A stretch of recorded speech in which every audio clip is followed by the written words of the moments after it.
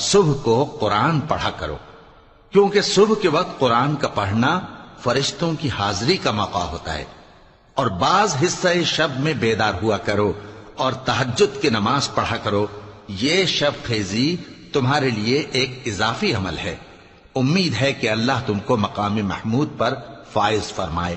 اور کہو کہ اے پروردگار، مجھے مدینے میں اچھی طرح داخل کیجو اور مکے سے اچھی طرح نکالیو، اور اپنے ہاں سے زور و قوت کو میرا مددگار بنائیو، اور کہہ دو کہ حق آ گیا اور باطل نابود ہو گیا، بے شک باطل نابود ہونے والا ہے۔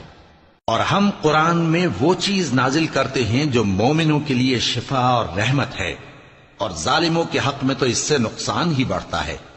اور جب ہم انسان کو نعمت بخشتے ہیں تو روگرداں ہو جاتا ہے اور پہلو پھیر لیتا ہے، اور جب اسے سختی پہنچتی ہے تو نا امید ہو جاتا ہے۔